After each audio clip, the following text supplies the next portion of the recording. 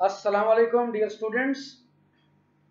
Once again, welcome to this online class.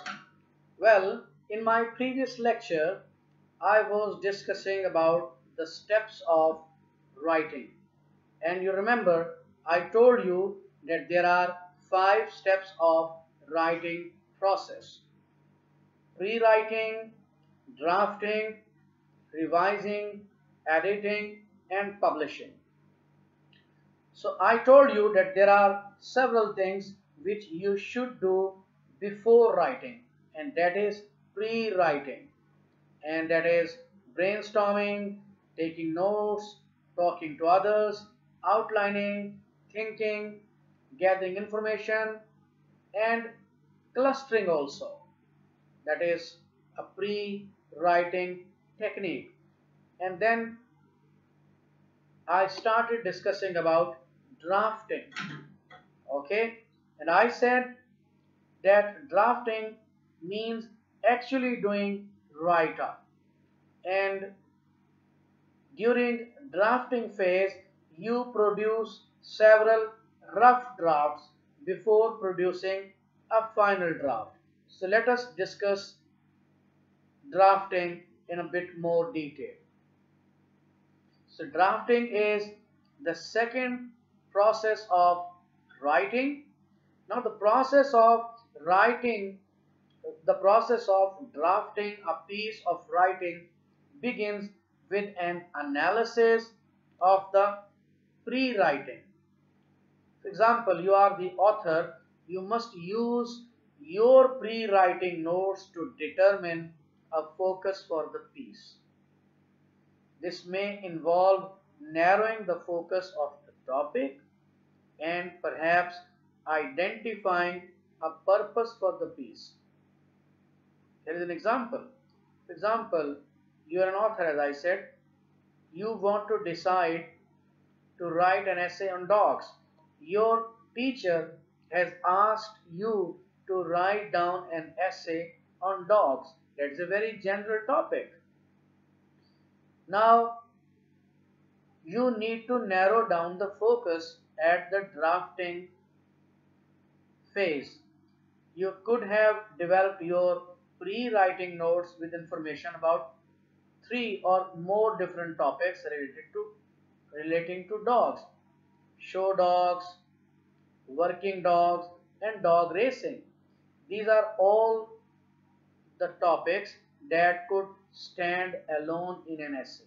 Means you can write down essay on each of these topics.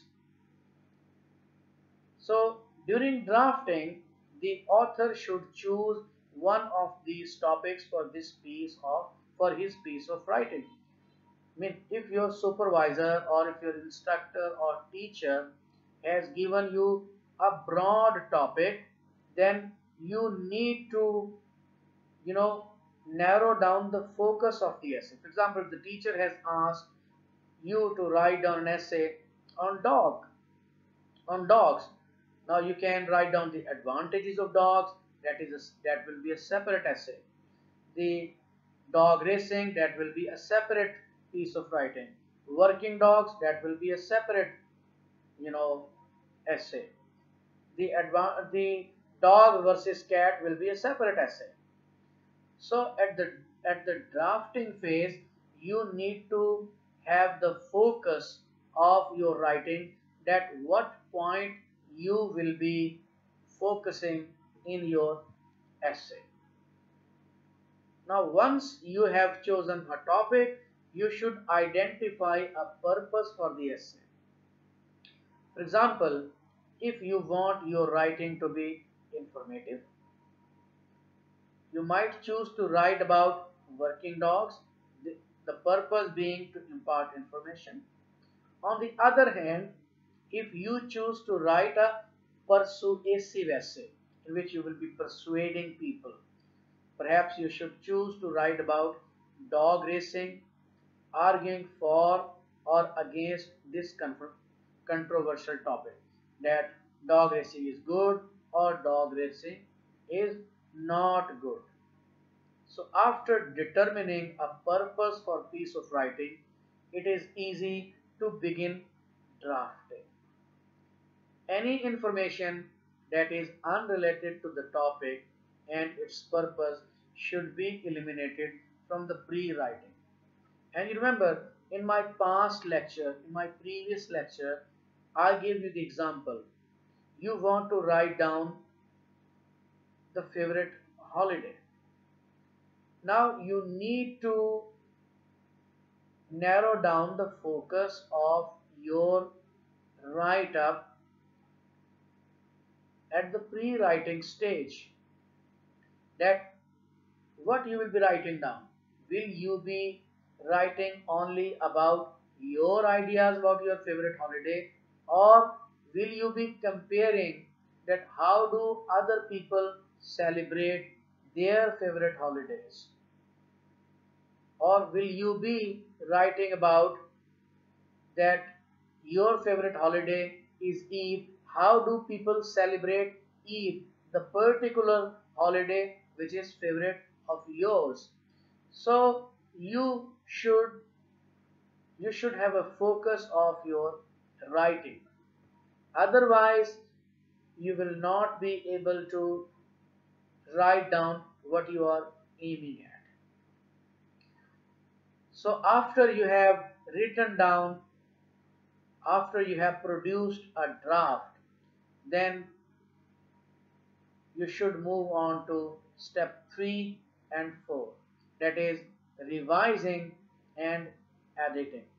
Now there is a difference between revising and editing. You should revise, you should use green pen if you want, and you should use red pen to edit. For example, when you are revising, you should check whether you have added sentences and words, or whether you need to add a sentence or a word.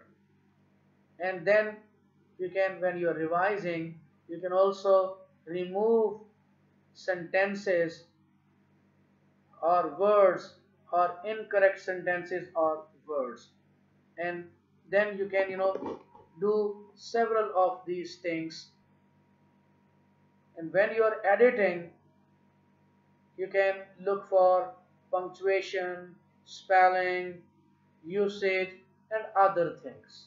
So this is the step 3 and step 4 of writing. Now I would like to explain the process of editing in bit more detail. Now editing is an ongoing process, and it is done to refine writing. That includes arranging, revising, and preparing a written audio or video material for final production, usually by a party, an editor, other than creator of the material. So you can yourself edit your work, or some external person, some outsider, the editor, can do editing for you. It is a stage of writing process in which a writer or editor strives, he attempts to improve a draft, and sometimes prepare it for publication by correcting errors and by making words and sentences clearer, more precise, and effective. Now there are several objectives of editing, and I have outlined some of them here.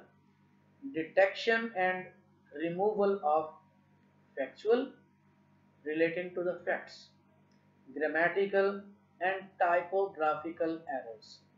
So one aim and objective of editing is that your write-up has correct information, and your write-up is free from grammar and spelling, and other errors related to types or typography. And the second objective of editing is that clarification of obscure passages. When you write up, you may produce something which is clear to you, but which may not be clear to the reader. So, when you are writing down something, you should keep in mind that it will be read by a reader. So, at the editing stage, you should, you know, try to rewrite obscure or unclear or vague passages. And then elimination of unsuitable parts. Some parts may not be suitable, may not be relevant to your write-up. They may not be directly relevant to your piece of writing, especially if you have got a word limit for your write-up. Then you must eliminate the parts which are not very relevant to your write-up, and you should keep only those parts which are the most relevant to your write-up. And another important objective of editing is that you need to check whether everything is in a proper sequence, that it has got a proper introduction, it has got a proper body, and it has got a proper conclusion, that one argument follows the other. If it is not in a proper sequence, the reader may not be able to understand it. Now, here are certain differences between editing and revising, and I read them for you, and you must keep these differences in your mind. Editing involves correcting mistakes in writing, like spelling errors, punctuation mistakes, incorrect words, sentences, fragments, and other mechanical problems. The editing process usually focuses on grammar.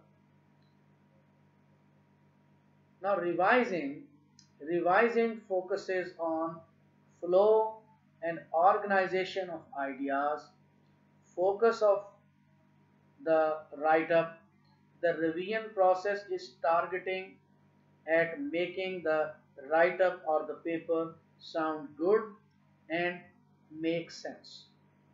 So these revision and editing, they are an important part of the writing process. And here I would like to tell you an important thing, that even great novelists, poets, writers, and dramatists edit and revise their write-up several times before publishing them. Many poets, they rewrite their poems before finally publishing them. Although poets are gifted people, they have got ready pens, and it's very easy for them to put their ideas into words. But even the gifted and great poets revise their write-ups, revise their poems several times before finally publishing them. So it is no surprise if we, the beginners, rewrite, revise, and edit our work Now the final step of the writing process is proofreading and publishing. In fact, they refer to two different things. Proofreading and publishing, I will be explaining them separately. Before submitting or printing an academic research paper, email, essay, memo, or any other written document, it is very important to carefully proofread it. Proofreading of written material is the final step that must be taken before a document can be considered complete. It is a critical part of the writing process that involves English experts scrutinizing a written document in order to identify and rectify, correct, grammar, punctuation, spelling, and vocabulary errors. Good writing always involves modification and revision, and proofreading is a fundamental part of this process. You might have heard that there are proofreaders in newspapers. Whenever the newspaper receives any column, editorial, news, or any other write-up from people, it is the responsibility of the proofreader to go through that write-up and see if there is any spelling mistake or punctuation or grammar mistake. And then that proofreader corrects that mistake, and that is after that is published. So if you are doing a write-up, you may ask a friend to do proofreading for you. If there is no friend or teacher available for this purpose, you may do it yourself with the help of a software. There are lots of online softwares which, for example, which can help you spell check. But it is important that your write-up is free from grammatical, spelling, and other mistakes. So when proofreading a document, you should first read it slowly and carefully to determine whether or not it communicates its message. If the title or the introductory paragraph does not clearly signal the intent of the paper, or if the paragraphs that follow do not naturally flow from that introduction, we might want to rewrite those parts of our paper.